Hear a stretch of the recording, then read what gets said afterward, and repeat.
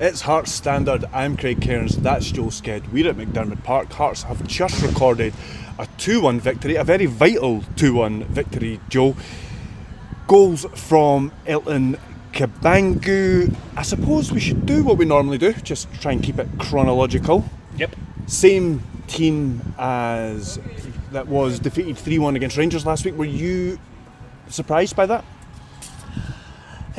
Yes and no. A bit of both, to be honest. I did think, I thought with the 3 games coming up that I thought we might just see changes today, Wednesday and then Saturday, then Sunday when we play Hibs. But I suppose with Devlin's injury, which we'll come on to talk about, him not being available, not overly surprised. I still thought Cartoon might have started, and yeah, I kind of agreed with your predicted 11 to an extent. I thought maybe we'd finally see Jerry Taylor start make a start, but so yes, I was probably more surprised than I wasn't, but at the same time it was overall was a decent performance against Rangers, so I can understand why, if he wanted to keep the same formation, that he went with the same 11.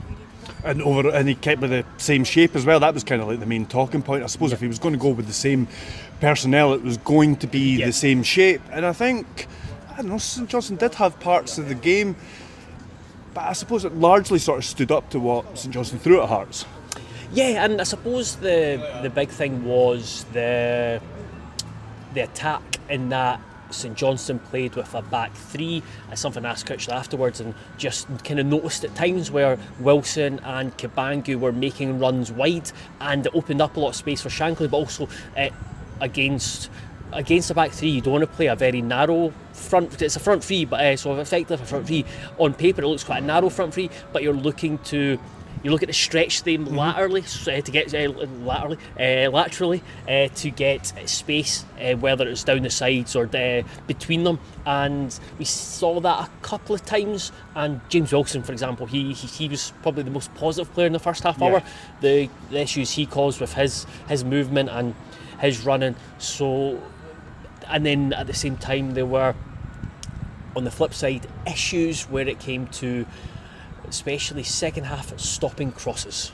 I think the first half as well, there was that, even though St Johnstone didn't really create many chances in the first half, but that they got quite a bit of joy from that cross-field pass, quite a bit. Yeah, but I think you just have to out to Dre, right? But I think you just have to accept that that's going to happen sometimes. I think it's one of the risks you take with that formation, that you're going to have one-on-one defending at points, whether that's out wide or whether that's... And like you say, in the second half, it was McCart out defending out at the side sometimes, so it was getting stretched. And just to kind of jump ahead a wee bit before we kind of go back, the second goal, what you're talking about there, it showed you how that can work. First of all, what Critchley said afterwards, it floods the centre of the pitch, so it means you have more options in there to play through there.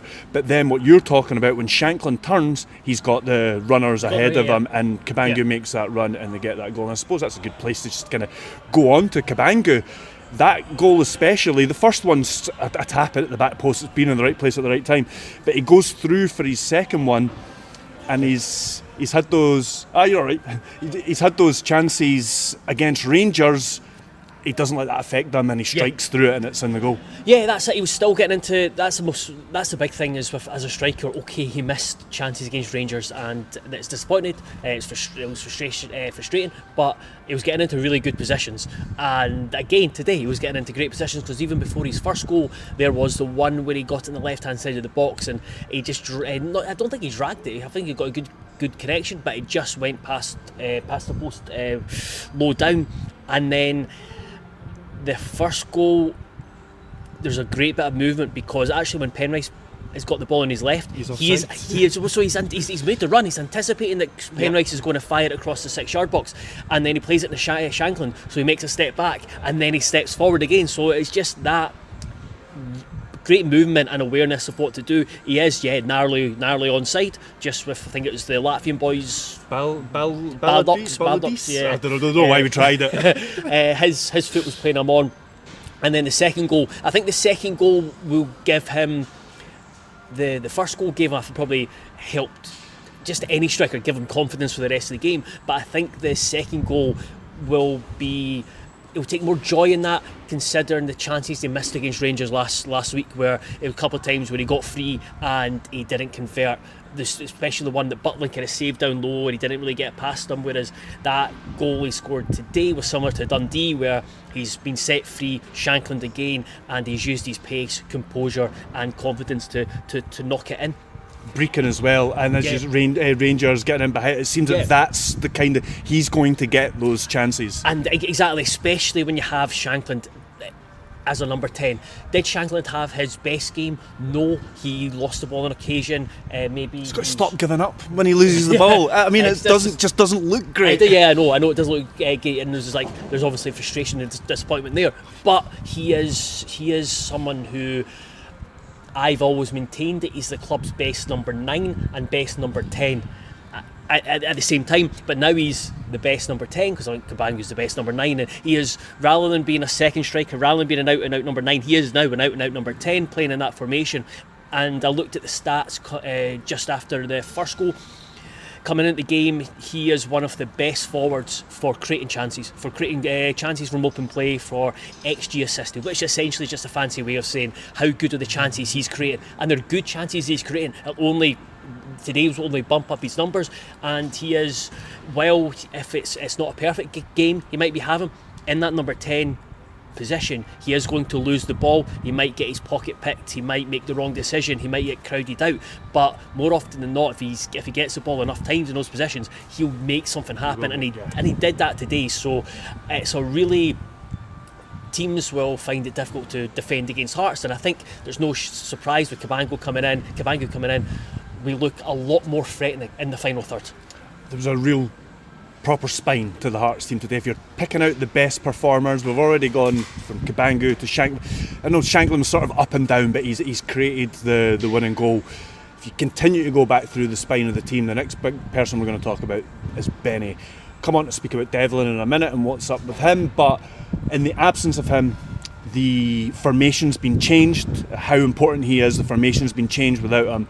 Beni's really stepped up over the last couple of weeks, maybe 20-30 minutes aside against Rangers. Yeah, he was tremendous again today, and you see it seeing it on replies on social media, the amount of fans who understandably and quite rightly go, see when he's fit and he's playing consistently, he is up there with one of the best or the best player in the team, and he was tremendous again today. You look at the number of tackles. Cheers. You look at the won the most tackles by far, made the most ball recoveries, and that's his game, and it does.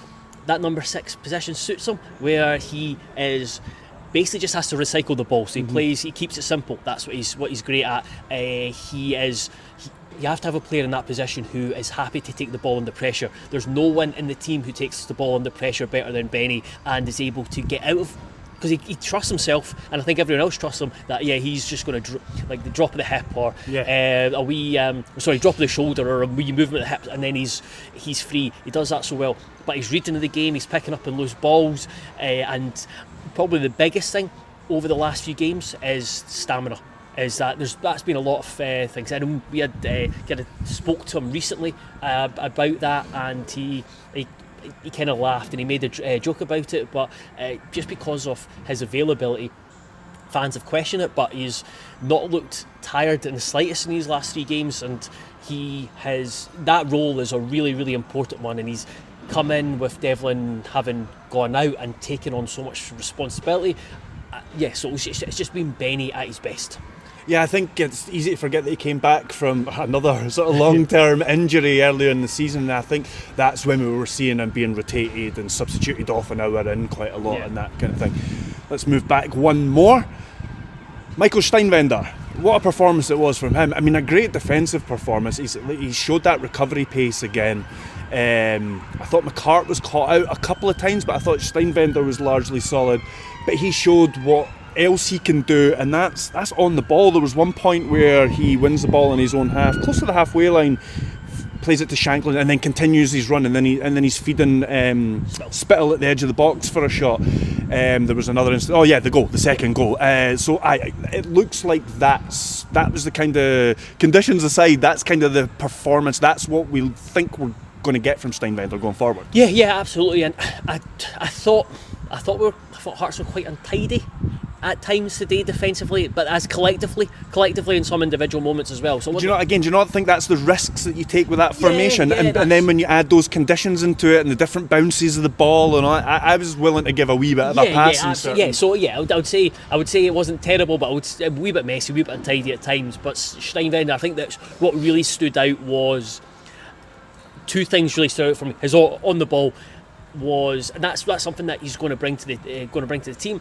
The feature I did speaking to the people who worked with him at Varnamo, both the sporting director and the coach, talked about his on the ball ability and the fact that he can progress the game, and he's seen it with one of the aspects what I really enjoyed when he passed into Shankland. Great pass. He waited till it came in, rather than we've seen it so much going to the fullback. He's made that line breaking pass, he's cut through teams, and then as a goal, and you see him celebrating just because, and he's kind of making he's noting the involvement he's had in it. And then there was a moment in the first half where I think he came across and slid in, won the ball, but ended up getting a free kick, and then he's kind of celebrating that. So he's he's very an emotive defender, wears heart in his sleeve, and he does look like he is just like everyone else who've been signed this window, just a success. Yeah, I know. What's the catch? What is the catch, and when are we going to find out what it is? Let's go back once more to speak about the final individual performance that we're going to speak about. And it does seem that each time the goalkeeper debate comes up, it's come up again recently because of errors or perceived errors in the last couple of matches from Gordon, and he pulls out a save like that. I think it happened, was it Motherwell recently, where there was a bit of a debate before, and then he's pulled out it's a classic Gordon save, isn't it? We've seen that over the years. That's it, and I think when people have been questioning Gordon, it's around either around distribution or is it crosses getting pushed in, or just wee bits and bobs. But when it comes to, I did have a bit of a turtle head when he ran out his box and diving headed it though.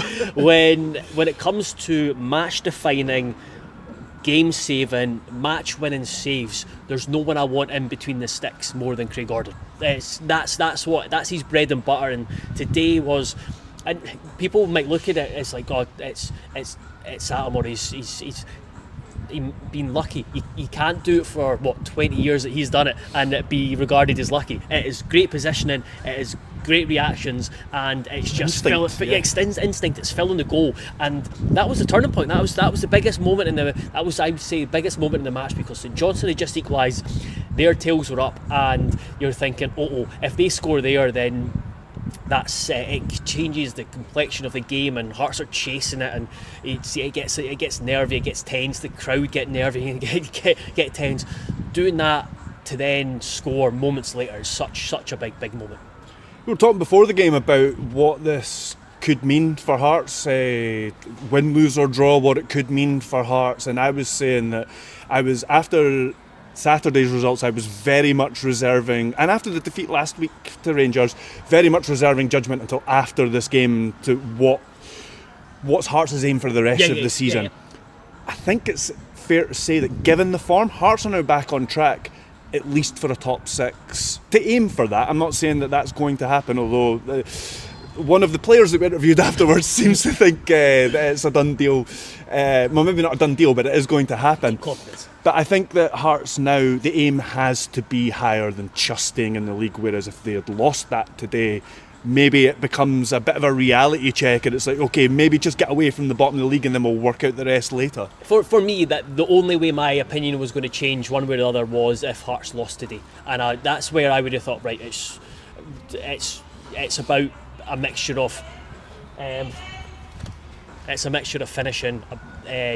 finishing outside or just trying to get in the top six. Now winning today, I've got as in my mind the last few weeks, I've got no interest in the relegation battle or 10th. It's about not only getting top six, it's about getting into Europe, because you still look at how close the league is, and it's a big week for the club with St Mirren and then Hibs. We could be, come Thursday morning, could be in the top six for the first time since the first week of the season. So yeah, it's that win hasn't changed my opinion. It's just solidified my view that Hearts are on an upward trajectory where we should be looking yes, top 6 is the immediate, because once you're in the top 6 then you can look at Europe, but I just bundle them together. If we lost today, then I would have been thinking of something different, but no, it's all about getting into, for me, try and get into the top 4 or 5, and today was big on that, just because of the results yesterday,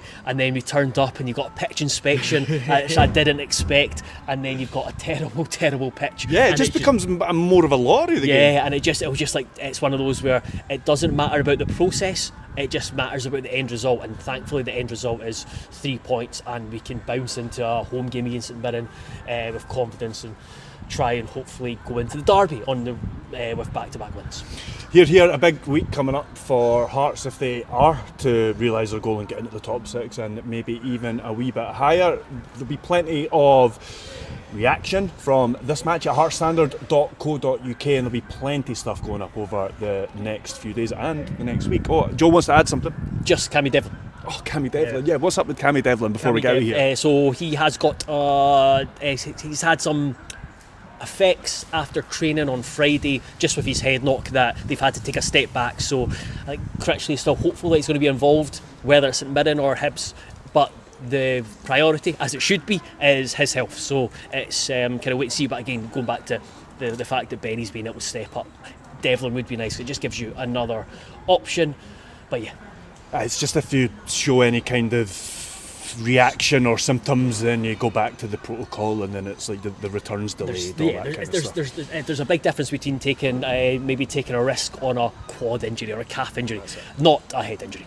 You're just not allowed to, and then sometimes it can be very lengthy as well. I'm not saying this is going to happen here, but Carl McHugh at Motherwell as well. That was about 6 months or something. But yeah, that's it from us. Please check out everything at heartstandard.co.uk. Please subscribe to this if you haven't already, and we will see you all soon.